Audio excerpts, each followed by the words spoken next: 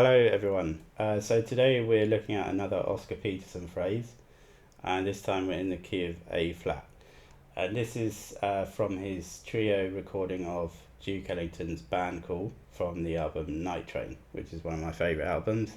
I've put a link to the recording of this in the description. So I'll start off just by playing you through this phrase a few times. So we'll have a listen to it at tempo first. And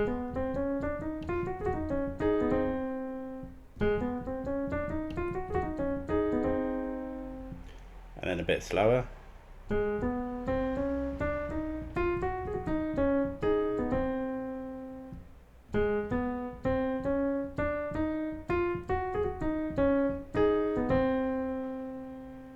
And now with counting. So 1 and 2 and 3 and 4 and 1 and 2 and 3, 4. 1 and 2 and 3 and 4 and 1 and 2 and 3, 4. So this little bit here with the triplets, we just want to make sure that we're hitting the E flat on the and. So 1 and. This rhythm you may recognise from the first Oscar Peterson riff we did in my other video, and I'll explain a bit more about the rhythm of this. So rather than go through that again, I'll just put a link to that one in the description too. So he uses this phrase as a solo break. So a phrase he plays at the end of the head to lead into his solo. So the head ends something like this, and then he plays his phrase after that.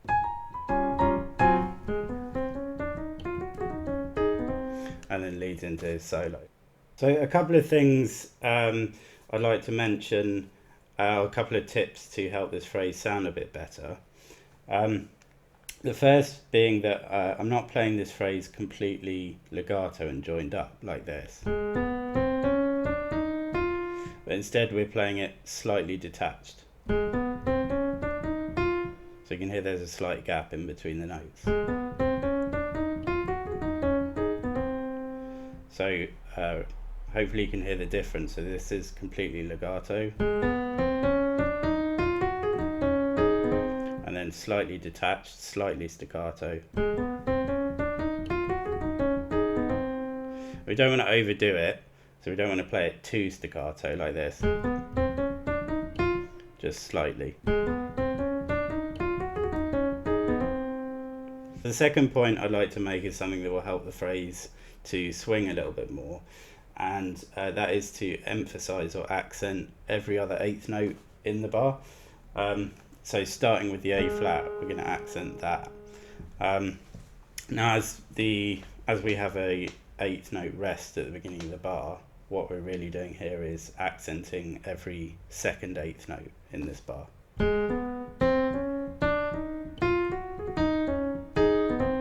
So I'm really sort of exaggerating it here just so you can hear it.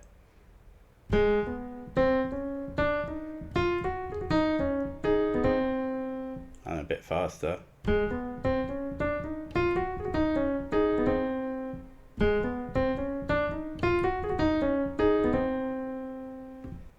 So hopefully you can hear how those two ideas we used help to bring this phrase to life a little bit more. So yeah, that's all there is for this lesson. Hope you guys enjoyed it, found it useful. The next one of these we're going to be looking at Horace Silver. So thanks very much for watching guys, and I'll see you again soon. Cheers, bye.